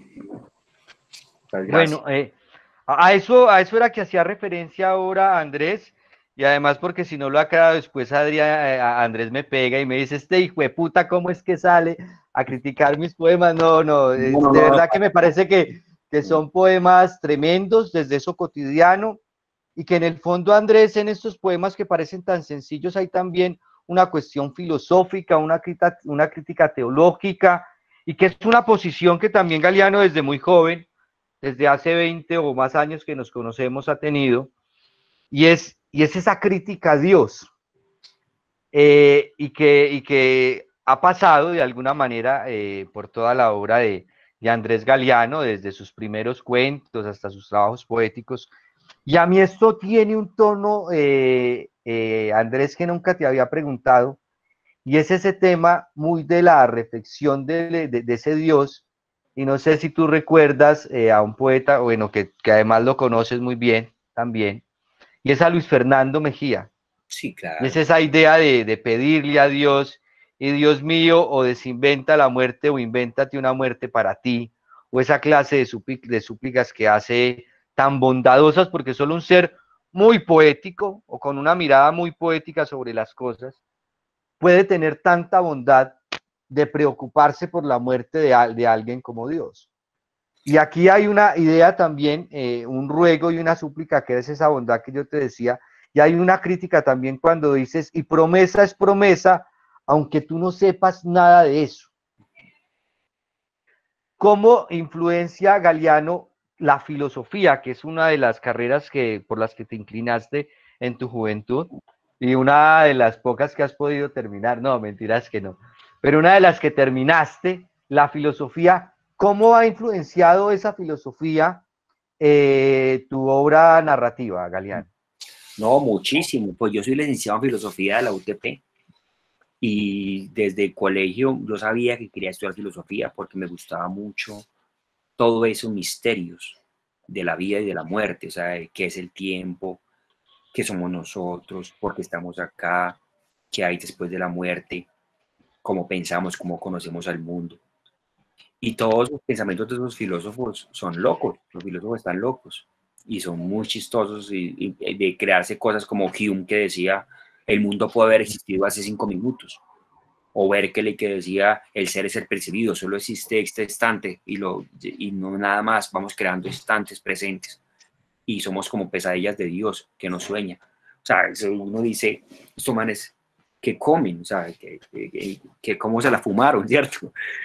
Y analizar cada filosofía como la platónica, con su mundo de las ideas, o los tres mundos de Popper, el mundo de Aristóteles, o sea, todo me encanta, o sea, toda esa filosofía me encanta, me fascina, y creo que la filosofía le da a uno un peso o como una ansiedad o una práctica para mirar más multicausalidades. Yo pienso que ese es el juego, porque uno a veces, ¿qué es la multicausalidad? Digamos lo que uno cuando se presenta frente a un fenómeno, o sea, usted está esperando a alguien, pongámoslo desde lo más coloquial, uno espera a alguien y esa persona no llegó, llegó muy tarde. Entonces uno dice, se le olvidó y empieza a alegar. Pero uno no escucha y no piensa todas las posibilidades que hay detrás para que esa persona pudo ver, qué le pasó a esa persona para que no llegara, ¿cierto? Entonces a veces uno siempre como que se fijan solamente una salida, esto y esto, blanco y negro, pero la filosofía le da a usted un prisma de colores impresionantes, impensables, que uno dice, ¿qué? El infierno son los otros, Sartre, o sea, y Horacio Orán, ¿sí me entiende? O sea, entonces uno dice, son muchos atajos y muchas otras miradas donde uno dice, cómo miraron este fenómeno desde ese ángulo, cómo pudieron, ¿sí me entiende? El mito de Platón, ese mito tan hermoso de Platón cuando describe todo el banquete y cuando Aristófanes describe el amor como esas dos, éramos círculos perfectos que queríamos ser tanto dioses como Zeus, y Zeus con unos rayos nos dividió y caímos en diferentes partes del mundo como mitades, y la vida es encontrar la otra mitad. Eso es hermoso, o sea, eso es una cosa impresionante. Entonces uno pasa por toda esa filosofía griega y por todo ese resplandor que nace en el Renacimiento, y luego se encuentra con los maestros de la sospecha, con Marx, con Freud, con Nietzsche, y luego ellos dan pie al existencialismo, y luego ellos dan pie al postestructuralismo, postmodernismo, y ahí sí ya uno se termina de fritar con todos esos locos franceses, con Lyotard, con Derrida, con Baudrillard, con Deleuze. Entonces a mí me gusta mucho porque me da otras maneras de pensar las cosas, muchas maneras diferentes de pensar las cosas, y trato de hacerlo y de ponerlo siempre y cuando sean las palabras cotidianas, las palabras muy amenas que todo el mundo pueda entender. Bueno, no sé si hay preguntas. Claro, no ayuden. Ayude, Diego, hermano. Diego, pero déjame yo primero pienso en algo que decía Galeano, y que llama mucho la atención como un filósofo termina dando tanta certeza en su trabajo literario. O sea, quiero decir que los poemas de Galeano no son una pregunta, aunque permitan la interpretación múltiple, y eso creo que es de alguna manera lo que también hace que los críticos de la obra de Andrés la reciban también, o la recibamos también. Pero es la literatura, el poema, el cuento, para vos desde que te sentás, ¿lo pensás como una sospecha o como una certeza? No, siempre como una sospecha. El arte de la filosofía es la pregunta. No hay respuestas. Cuando usted se vuelve, la diferencia entre la filosofía y la religión es eso. La religión tiene un límite, que es un Dios, salvo el budismo, que no hay un Dios, sino que hay todo un nirvana y hay toda una visión cosmológica muy interesante con el budismo, pero de resto todos tienen un Dios y hay que seguir metodologías. En la filosofía es la búsqueda incesante de la sabiduría. Eso es. Entonces usted lo que hace es amar la filosofía o de pronto encasillarse en una filosofía platónica o kantiana o nietzscheana, pero a mí me gusta mucho pues Nietzsche, obvio, pero a mí me gusta mucho, yo amo Nietzsche y yo disfruto leyendo a Platón. O sea, leer a Platón es una cosa maravillosa, maravillosa. O sea, usted leer El Banquete, escriben diálogos como teatro, pero tiene una poética, tiene un humor, un machismo, una cosa horrible, obvio, por la época. Ese momento que está escribiendo cuando le dan la cicuta, y llegan los amigos y no, llega la mujer con el niño. A veces usted esté atembado, ¿cómo es que se va a dejar morir? Y llegan los amigos de Sócrates con las monedas y dicen, acá está la plata para la fianza, maestro. Y el man lo primero que dice es, eso lo escribe Platón muy bien en ese Fedón, le dice, primero que todo, sáquenme a la mujer de acá, qué pereza acá los gritos de las mujeres. Chao, sacan a la mujer y se va llorando. Y segundo que le dice a los discípulos es, hermanos, vea, guarden esa platica, porque la filosofía es el arte de aprender a morir. Y yo ya estoy listo para morir. Ya, ¿qué dicen esos manes ahí? Muérase, maestro. Ni nada. Gastémonos esa plata en cerveza. Sí, yo nunca había escuchado la versión tuya del Banquete, mi hermano. Nunca la había escuchado, pero está chévere esa versión, hermano. Menos académica que el trabajo de Fedón de Platón, pero está muy chévere, mi hermano. Pues hermano, a mí me gusta es eso, lo coloquial, o sea, me gusta es cómo llevar a la práctica y a que todo el mundo entienda. A mí me parece que el conocimiento tiene que ser plausible, entendible, digerible, porque para eso está hecho, es una humanidad compartida, ¿no? Y a veces cuando se vuelve muy intelectual, muy posudo, pues lo respeto todo, pero a mí me da pereza. Por eso mis recitales son, yo me tiro al piso y hago las muecas y la gente muere de la risa y los otros poetas se indignan. Y a mí no me importa, porque yo me divierto y divierto a la gente. Andrés, y recordaba también ahora que decías eso recordaba lo del mito de la caverna también, y cómo muchos también dialogan entre eso y el cine, y cómo eso va a ser también fundamental en lo que entendemos por cine hoy en día, por supuesto acomodado a lo que nosotros leemos ahora. Diego, ¿tenés una pregunta? Sí, profe, le voy a ayudar harto. Hágale, ayúdeme. Bueno, muy contento de estar con Andrés Galeano. Déjeme contarle que soy su admirador. Ya perdí la cuenta de cuántas veces me he leído poesía suicida, de lo que soy. Y tengo una cantidad de preguntas. La primera es, en ese trajinar suyo sobre cine, poesía, cuento, ¿cuál ha sido la que más gratificación, la que más está agradecido con esa profesión, que le haya dado más éxitos, tanto internos como externos? Lo otro es yo creo que es el poema más pequeño que tiene Andrés Galeano, se llama Siglo XXI, y ese poema, pues yo lo he leído, como he repetido tanto de los libros, me enfoco y cada que lo leo, cuando uno lee un libro varias veces, porque le gusta mucho, y segundo, porque se enfoca en esos poemas, y cada que lo leo le encuentro una versión diferente, le encuentro un significado diferente. Y lo último, pues que yo encuentro en la poesía de Andrés, que para mí no es un cuento, son novelas, y hay un poema que le iba a pedir el favor, si lo puede leer, que me encanta mucho, se llama Segunda Estación, donde se habla de Pereira, donde hay una historia de amor, donde hay filosofía, donde se habla de la poesía, donde se habla hasta del pavo, la cesta. Eso es, Andrés, y encantado de tenerlo esta noche aquí. Muchas gracias. Muchas gracias a vos, Diego, ¿no? Qué maravilla, hermano.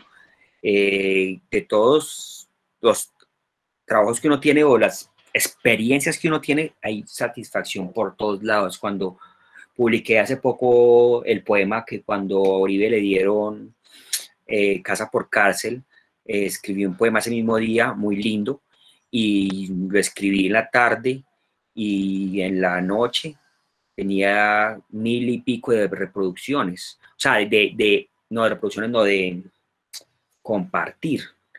Y entonces yo decía, qué locura esto, o sea, son cosas muy bonitas, y de la cuentería, pero yo creo que, por ejemplo, la satisfacción así más grande que yo he visto es, por ejemplo, yo tengo un libro infantil que se llama Misión Groenlandia. Eso es un libro que está en colegios, aquí está en el Calazán, está en el Salesiano, en Bogotá está como en 40 colegios, y es un libro de ciencia ficción para niños de tercero, cuarto y quinto de primaria, ilustrado, una cosa muy bonita. Entonces yo hago, esto es con la editorial Ícaro de Bogotá, y entonces yo hago visitas de autor, y para mí hacer visitas de autor con un libro infantil es una cosa lo más maravilloso del mundo, porque los niños son lo más sinceros, los niños no tienen filtro. O sea, decía Nietzsche, a los niños y a los retardados solo a los niños y a los retardados se les permite decir la verdad. ¿Sí me entiende? O sea, un niño, un adulto como nosotros, no me gusta una obra, y ahí está el autor, pero me preguntan, no, muy interesante, muy interesante. ¿Sí me entiende? Porque no quiero polemizar, ¿cierto? Pero un niño, ¿qué le importa decirle, no me gustó, aburrido, me dormí? ¿Sí me entiende? O sea, ¿qué le importa? O sea, que no tienen filtro. Entonces, llegar un niño que me abraza y me dice, me lo leí una noche, me lo leí con mi mamá, quiero que sea una película, me gustó tanto. Entonces, para mí eso ya es como la panacea. O sea, seducir a un niño en la literatura, eso para mí es lo máximo. Bueno, en lo otro del poema, no, pues Diego, qué maravilla ese poema, porque ese poema casi nadie habla de él o no lo comentan, pero para mí es muy importante, y es una respuesta y es un diálogo con Jalil Gibran, que Jalil Gibran es uno de los autores de mi adolescencia, de mi pubertad. Es un autor, yo leí Anthony de Melo, Oración de la Rana, leía a Jalil Gibran, todos sus autores tan idealistas en cierto sentido, pero hermoso cuando Jalil Gibran se subía a ese edificio y decía, vendo mis máscaras, tiro mis máscaras. Y entonces esa imagen de las máscaras, que es como los gestos que hablaba Bertolt Brecht y los roles. Bertolt Brecht, ese dramaturgo alemán tan importante, planteaba que tenemos máscara. En este momento John Jairo tiene esa máscara de profesor, de instructor, de moderador. Yo tengo una máscara de presentador, pero apenas ya terminamos esta sesión, vuelvo a la máscara del hijo, del hermano. Si estoy con una chica, tengo una máscara del seductor. Entonces, frente a esas máscaras cotidianas, decía el maestro filósofo Fernando González, el único momento en que nosotros somos nosotros sin máscaras es cuando estamos en el baño cagando. Porque es el único momento, según el maestro, que ¿quién finge en el baño haciendo del cuerpo? ¿Quién? ¿Para qué? Bueno, pero hay otro filósofo, Andrés, que decía que todos los gestos humanos son imprecisos. Y que sí, por eso nosotros somos seres inacabados en todas las máscaras que usemos, porque todos los gestos humanos son imprecisos. Nunca termina. Entonces, ese poema que dice así, ¿has visto mis máscaras? ¿Quién eres? Eso es una escena. Porque imagínense que este tipo siempre ha tenido máscaras del estudiante, del esposo, y en ese momento no tiene ninguna máscara. Y es él quien es, como es verdaderamente. Y con sus filias, con sus demonios, con lo que es, a solas cuando sueña lo que es. Y el otro no lo reconoce. ¿Quién eres? Eso es hermoso. Eso para mí es muy, o sea, es muy bonita la imagen. No digo que el poema sea hermoso, pero sí es muy bonita como la imagen. Y obvio me encanta lo corto, lo preciso. Soy hijo de esa herencia que hablábamos hace poco con John Jairo, de esa herencia del micropoema o microrelato, que es donde nace la filosofía. La filosofía nace de los textos presocráticos, de tales de Mileto, de Parménides, de Anaxágoras, de Anaximandro, que eran microrelatos, y que luego se lo toma ya el Renacimiento Pascal y luego lo toma Montaigne, y luego lo toma Nietzsche, y luego lo toma Cioran, y ahí para allá pues muchos, pero esos son los maestros. En la narración oral pues tenemos al más grande, el del dinosaurio, Monterroso, ¿no? Augusto Monterroso. Entonces me gusta mucho concretar toda una situación, una filosofía en algo corto. Me parece que es precioso. Y lo otro, Dieguito, se me olvidó cuál era la otra observación. Se me olvidó. No, ya son los años, Andrés. Es la cuestión de segunda estación, que es que es una novela, ese poema es una novela. Ese sería para despedirnos. Una novela. Ese sería para despedirnos ya, porque el poema... Sí, porque es larguito.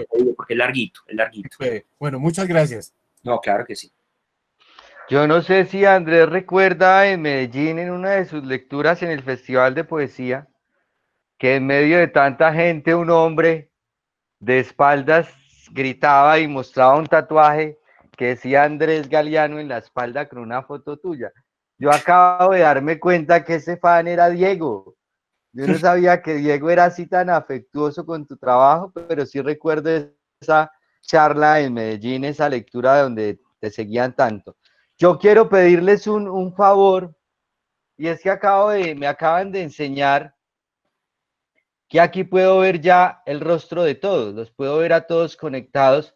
Entonces les voy a pedir que para esta sesión y para las próximas, pues ojalá nos podamos ver, así podemos interactuar más fácil, porque es que con estos iconos no los reconozco, y acabo de darme cuenta que puedo ver a todos en la pantalla. En este momento hay 23 personas conectadas y los puedo ver a todos. Entonces en las próximas sesiones les voy a pedir el favor que por favor se dejen ver, que nos dejemos ver todos y así poder como ir conversando más chévere, porque seguramente así vamos a poder, uno recordando que Nancy de pronto tenía por ahí algún tema o dijo algo, y vamos a poder hacer una pregunta, o a Amelia, o a Julieta, o a Ronald, que hace rato que no lo veo. Bueno, a todos les voy a pedir ese favor entonces para las próximas. Andrés, tú hablabas ahora. ¿Cómo se hace para vernos todos? Vea, Pili, Gracias. en la parte de abajo de la pantalla, tú te paras en 3 punticos que hay a mano derecha y dice más opciones. ¿Ya lo viste? Ahí te paras y buscas a donde dice cambiar diseño. Y en cambiar diseño se van todos a mosaico. Y después de que estén en mosaico, en la parte de abajo, uno mueve, en este momento yo lo dejé en 30 personas para ver a 30 personas pues conectadas. Eso me lo enseñó Beto. Pero es muy chévere porque nos podemos ahí como ver todos los que están conectados y hacer más chévere la conversación. Por ahí ya veo a Ángela, a Julieta. Pero yo no veo sino 9. Yo veo 1, 2, 3, 4, 5, 6, 7. Yo veo 9 nomás, a 9. Y letras, no están prendidas las pantallas. ¿Cómo haces para ver? Así es que no están con los iconos, unos están con la pantalla apagada. Pero ¿cómo vemos los 30? Ya estás en mosaico. Clau, ya estás en mosaico. Sí. Y en la parte de abajo hay como una bolita que puedes mover hacia la izquierda o hacia la derecha. No tengo bolita. Ay, Clau, no. Yo sí decía que...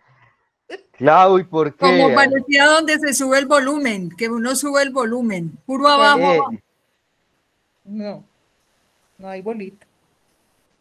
Eso es complicado. Esto es muy moderno. No, Clau, ya Clau, por ahí está, pero no, o sea, está en la parte de abajo. Y ahí te paras y lo mueves hacia la derecha y empiezan a aparecer ahí todos los rostros. Bueno, Andrés, ahora hablabas del microrrelato también, que es muy interesante porque tienes un libro de microficciones, además tienes una edición en un libro que se hizo en Bogotá también, que también sé que en algunas instituciones lo están leyendo, y sí. Tiene Cara y Cruz, que es una colección que acá tomó mucha visibilidad con Norma, y que en esta editorial la retomaron para hacer una propuesta de Cara y Cruz de un trabajo tuyo, que por un lado está debajo de los días microficciones, y por el otro está Besos de Sal. ¿Por qué no hablamos esa edición? Sí, Pero fue, O sea, fue con educar, no con normas, sino con educar. con educar. Sí. Bueno, Andrés, ¿por qué no hablamos un poco ya sobre el cuento? Que también es uno de, bueno, no sé si primero estuviste en la poesía y después en el cuento, o primero estuviste en el cuento y después diste un salto a la poesía, y ahí estás en esos dos géneros hace rato, o en esos tres. Todo el tiempo, los dos todo el tiempo. Yo empecé incluso escribiendo teatro, hermano, poesía, cuento, de todo, desde los 15 años. Claro, ganabas intercolegiados, Me gané 4. cuando los intercolegiados a los que nos tocó, bueno, y acá creo que casi todos les tocó eso, eran un momento muy destacado de hacer parte de los intercolegiados en el departamento. Eso ya murió hace rato, pero bueno, a veces como que retoman cositas, pero no han podido volverlo a jalonar. Andrés, entonces, ¿por qué no leemos algo de esos microrrelatos y nos vas contando ya un poquito sobre cómo es el proceso de escritura? Algo así como esas claves que tú tienes para escribir, para buscar la historia, para ya llevarla al papel, cómo es el tema de los personajes. A mí algo que me interesa mucho, Andrés, que nos ayudara, si es el tema de la creación de los diálogos. O sea, cómo organizas tú los diálogos, cómo organizas también los espacios, cómo logras la idea de focalización, tú que tienes la experiencia desde el cine y también que tienes la experiencia como escritor. Sí, claro. Los diálogos, a mí me encantan los diálogos, me fascina dialogar, porque lo que más me apasiona a mí es lo polifónico. Lograr crear personajes que tengan su propia voz y registro, que hablen como son. Si es un ñero, que hable como ñero. Si es un intelectual, que hable como intelectual. Si es un cura, que hable como cura. Y eso, lógico, viene del pensamiento. Entonces me gusta mucho eso. Voy a leer un par de microrelatos. Esto, por ejemplo, es una situación concreta. Entonces ustedes ya van a develar de qué trata más o menos. ¡Hey! ¿Quién es usted? Soy tu muerte y he venido a llevarte. ¿A llevarme? Olvídelo. Yo con usted no voy a ninguna parte. Además, ¿no le da vergüenza? ¿Vergüenza? ¿De qué? De vivir a costa de los demás y no hacer nada por usted ni por su aspecto personal. Tan solo mírese. Mírese las uñas de los pies, largas y sucias. Mire esa bata negra llena de rotos y ridículos remiendos del pato Donald. Y ni hablar de esa guadaña que más bien parece un asadón. Tiene usted razón. Soy un desastre. Mire, aquí está su abrigo.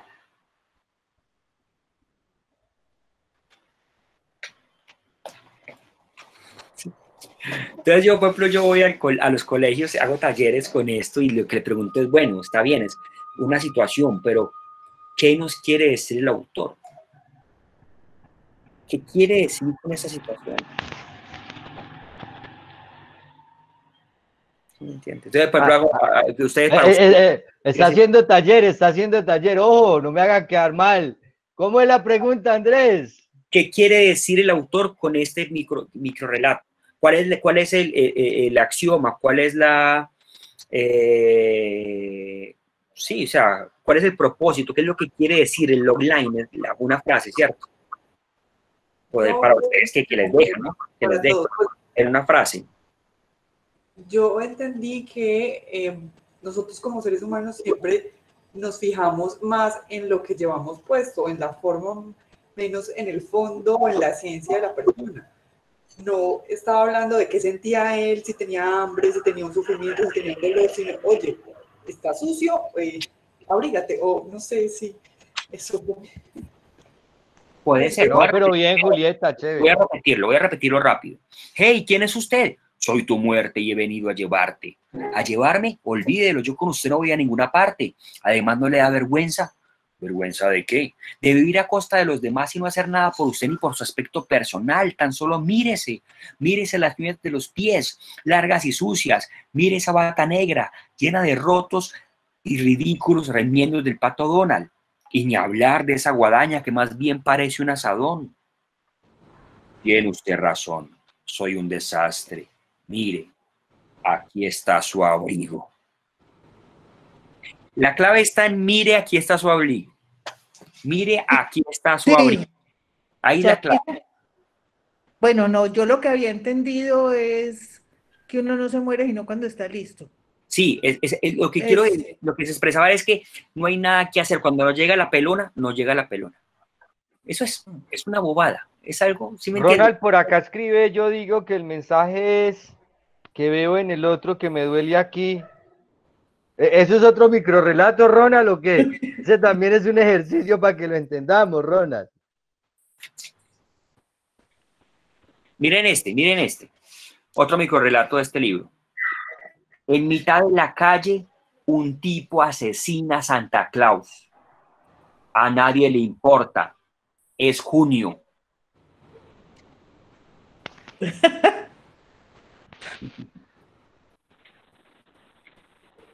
¿Quién opina? Sí se puede, sí se puede. A mí me parece muy gracioso.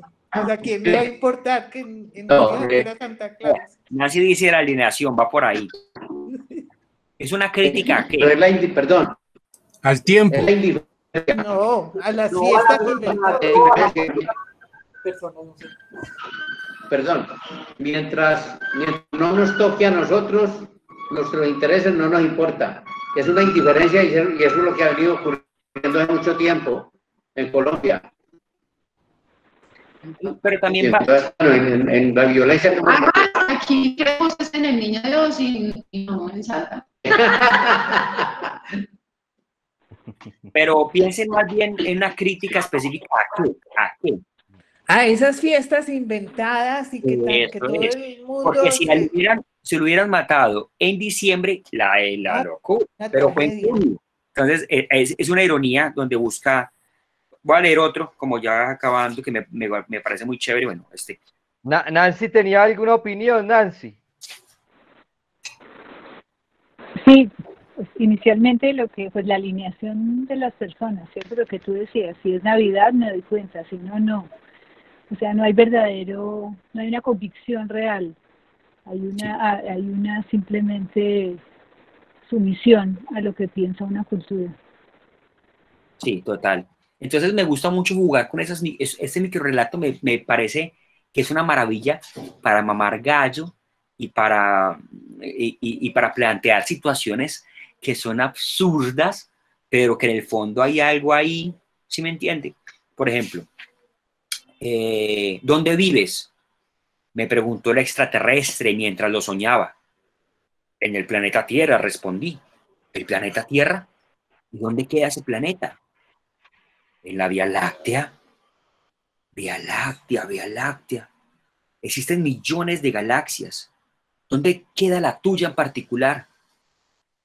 No tuve más opción que despertar.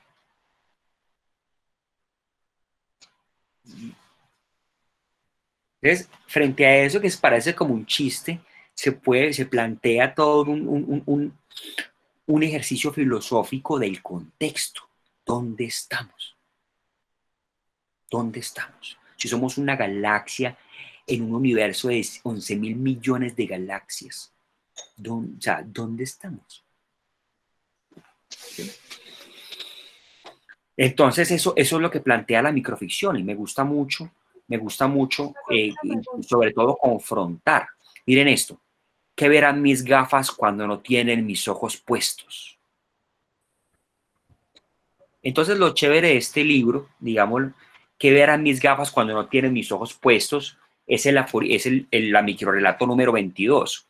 Entonces, como esto es en clase, se hace para clases de español, entonces cada microrrelato tiene una experiencia que llamo yo, experiencia 22. Por ejemplo, miren esto. ¿Qué verán mis gafas cuando no tienen mis ojos puestos? Es el 22. Y el ejercicio que los chicos de noveno, 10 y 11 hacen en el 22 es el siguiente. Cuéntanos de qué te suscita esta microficción en torno a la subjetividad. Relaciona la proyección visual de las gafas con un ismo o una postura concreta por la que se suele dar la vida, sea ideológica, política o religiosa. Crea tu propia microficción donde trates a tu manera el tema fanatismo. Consigue la película El Día de la Bestia del director español Alex de la Iglesia y analiza sus subtextos frente al tema. Y también cito obras de películas, novelas, pinturas, para que el chico tenga referentes y busque y se arme de más glosario, pues, imaginario. Andrés, quedamos, alguien está hablando, no sé si quedamos en deuda, no respondiste lo del tema de los diálogos. O sea, me gustaría mucho escuchar es cómo los elaboras.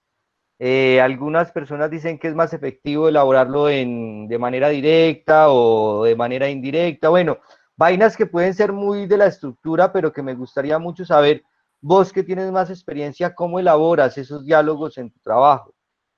O sea, para lograr mayor credibilidad, tú nos decías un poco que, claro, hay que crear unos diálogos que están más relacionados con el personaje como tal, y eso acudiendo también a esa idea de novela polifónica que manoseábamos mucho antes con la idea de Dostoyevsky y todo eso, pero más allá de eso, sé que con la experiencia que tienes hay más mañas en la creación de esos diálogos y todo eso. ¿Tú cómo lo haces? Pues hermano, vea, ahí la clave, ahorita que ya me dieron libre escaleta de RCN y me toca para el viernes entregar y me voy a clavar a hacer diálogos, que es bastante difícil, pero que me apasiona. La clave es también tener clara la escena. Una escena es todo lo que pasa en un lugar en un tiempo específico. Esto es una escena. Sus casas ahí donde están es una escena, ¿cierto? Pero cada escena tiene que tener un objetivo, un deseo dramático. Tiene que tener una razón de ser. Si no aporta nada, entonces esa escena puede eliminarse para dar paso a otra. La razón de ser de esa escena puede que le lleguen a María con el chisme de para que ella cree la sospecha de su esposo. O la razón de la escena puede ser que el hombre por fin vea a la mujer que ama salir de la fábrica donde trabaja y ya empieza a perseguirla. O sea, ¿cuál es la razón? O puede ser que descubra una carta de su padre, de un testamento, de lo que sea. O sea, todas las escenas tienen que tener un objetivo. Y todas las escenas tienen que tener 3 partes, así sea chiquitica, un planteamiento, una confrontación, una resolución. La escena tiene que plantearse, alguien busca algo, alguien quiere algo, alguien llega, alguien pasa algo. Tiene que haber un oponente, un conflicto, no lo encuentra, lo están viendo, hay amenaza, tiene que haber un conflicto en cada escena y tiene que tener una resolución. ¿Lo logra o no lo logra? O queda en punta, que es mucho más emocionante. Entonces, partiendo de ese objetivo que llamaba Stanislavski el deseo dramático, que es transversal a toda la escena, partiendo de ese deseo dramático stanislavskiano, tiene que haber esa presentación, que uno entienda qué es lo que va a hacer el personaje, está buscando una carta desesperadamente, puede que no lo diga, la idea es que no lo diga, que sea visual, que esté buscando, y uno dice, pero ¿qué está buscando este man?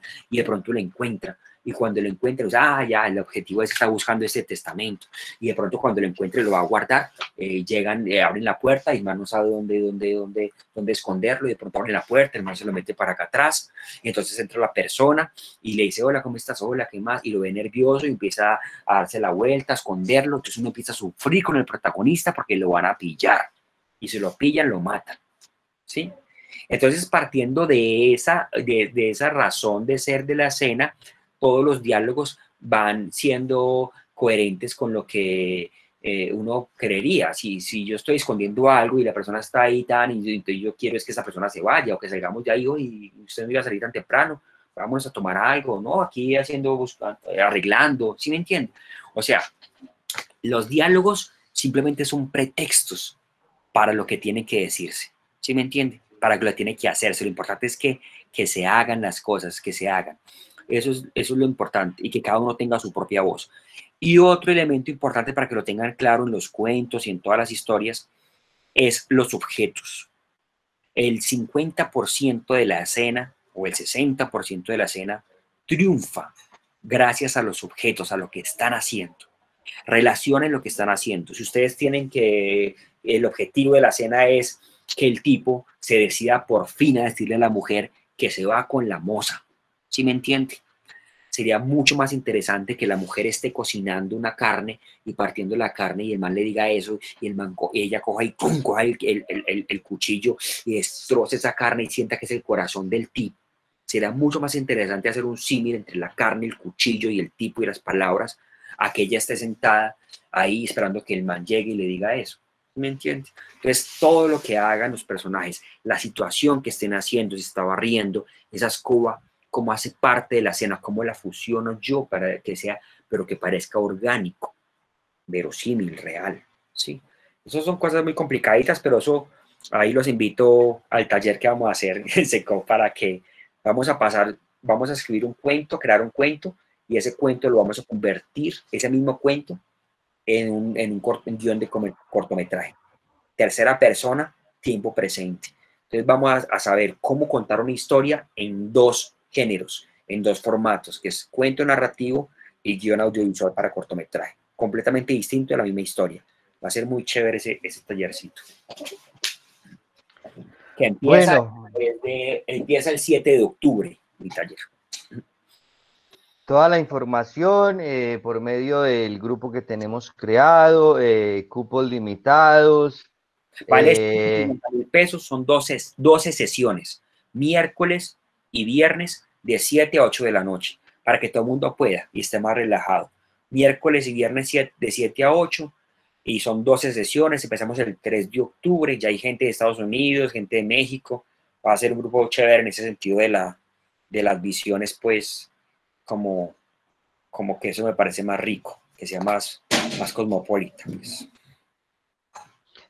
Bueno, Galeano, pregunta de diva. Como nosotros sabemos que tú eres una diva de la literatura pereirana, mi hermano, tenemos que irnos despidiendo con una pregunta así. Además, bueno, nos perdemos de un momento chévere con Andrés, y es que escuchar, además de esto que Andrés nos estaba contando, escuchar a Andrés hablar sobre las películas que le gustan, es un tema bacanísimo, es algo de lo que nosotros siempre nos aprovechamos cuando estamos con él, es emborracharlo para que él nos cuente sobre cine, sobre las películas, sobre todo sobre cine coreano, sobre todo sobre esa lectura que él tiene de algunas películas que le llaman mucho la atención. Andrés Galeano, pregunta entonces de diva, una película, un libro, ¿y a quién le daría un beso? No, mentiras que no. Pero una película y un libro, mi hermano. Esa película despidiendo. La voy a nombrar acá. Vean, búsquese en esta película, Holly Motors. Es mi película, es una película francesa del 2013 por un director que se llama Leos Caras. Director, ahí estoy escribiendo en el chat. Director Leos Caras. Es una película del 2013 francesa, catalogada la mejor película del año en el 2013. Es una obra maestra. Es una película que me gustaría que vieran. No está en Netflix, obvio, pero se puede conseguir en Cuevana o en unas redes. Miren, amigos que sean muy frikis y que sean buenos para eso, o amigos que se la puedan encargar, no sé, pero o lugares donde vendan cinearte así, aunque sea original o pirata, pero la consigue, porque es muy famosa. Pero es una película para sentir, uno no entiende nada, pero genera tantas cosas maravillosas. El libro que recomiendo ahorita, pues podría ser, me parece que, voy a recomendar a Carver, que me parece que Carver es uno de los grandes cuentistas.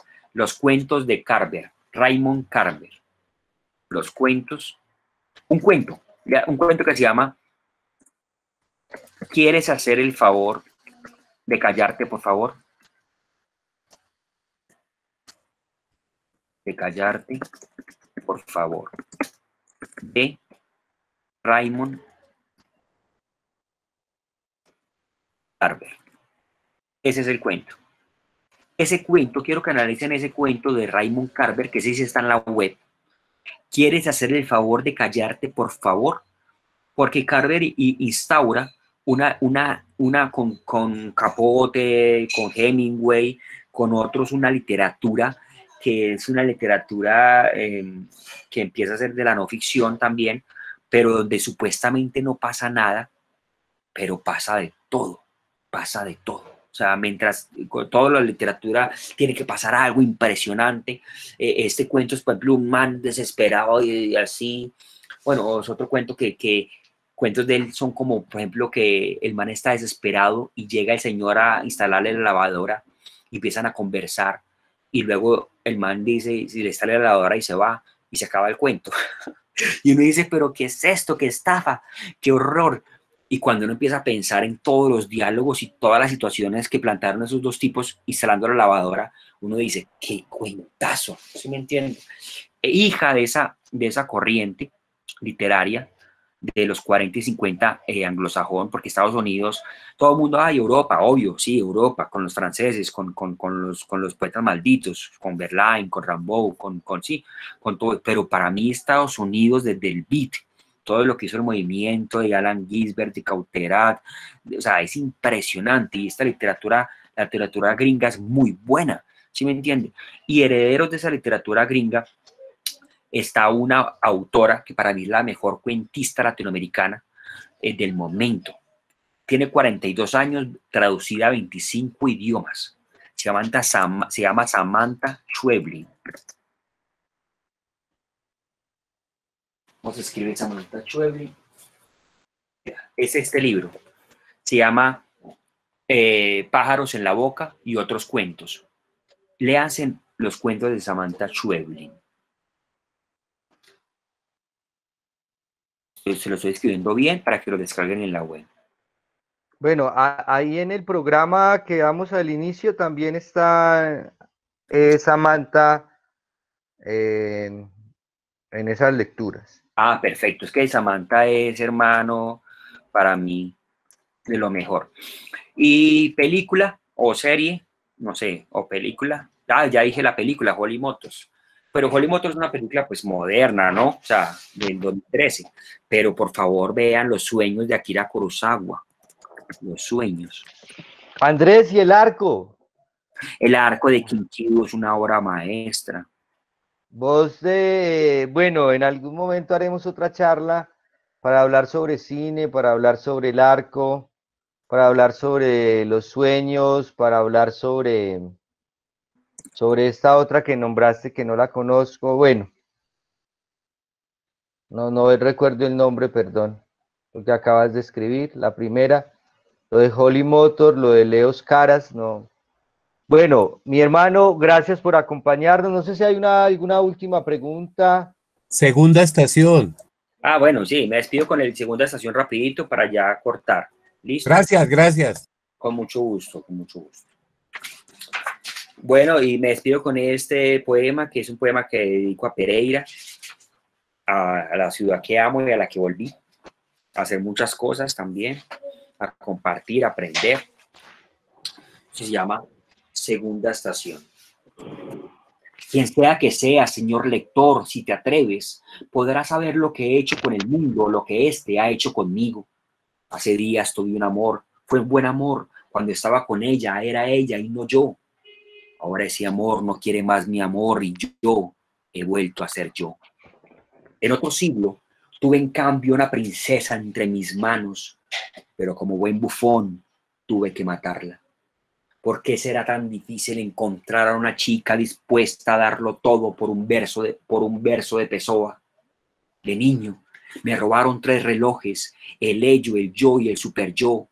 Ahora vivo en Bogocaos, donde recuerdo lo feliz que fui con mis viejos parceros en Pereira, la ciudad de las puertas en llamas, la ciudad pavo, la ciudad sexta, la ciudad que no existe más que en mi cabeza, si tan solo supiese dónde habrán dejado los dioses la salida de emergencia, me arrojaría de cabeza y dejaría mis cosas a nadie. Prefiero perderlo todo que concederlo a otros lobos. Lobos, cuánta razón tenía Plauto. El lobo es un hombre para el lobo.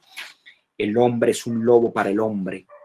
Y yo, ¿qué razón podría tener yo viviendo en un cuarto alquilado sin mujer ni calefacción?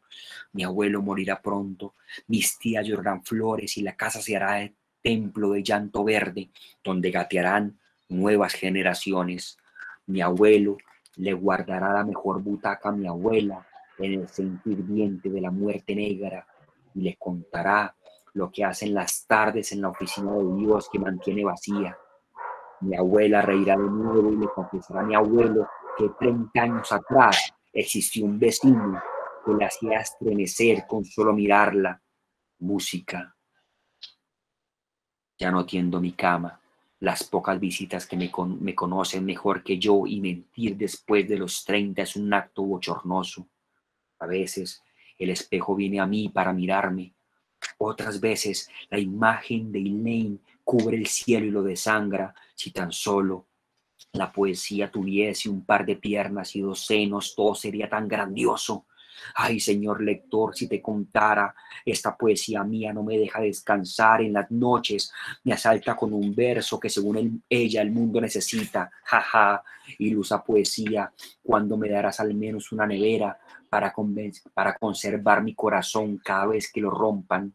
Maldita poesía usurpadora, si tan solo aportara la 3ª parte del arriendo, todo sería tan justo, tan equitativo. He intentado dejarte, Dioniso y Apolo están de testigos, pero siempre vuelvo a ti, oh santa entre las putas. Cuánto daría por vivir a costa tuya, viajar a Marte y conquistar 3 marcianas diciendo: podría escribir los versos más tristes esta tarde. Escribir, por ejemplo, la noche no está estrellada y no tiritan azules los astros a lo lejos. No quiero morir, tampoco vivir para siempre. Solo quiero dormir y despertar en la Francia del siglo XVI. Ser ese hombre de capa y sombrero que Descartes confundió con una máquina artificial. Pero no se va a poder.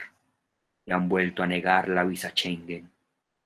A veces lo infinito está tan lejos, igual que mi hogar y mi madre con su roca en el vientre luminosa. Si tan solo hubiese tenido talento para el fútbol, mi madre tendría hoy su casa frente al mar.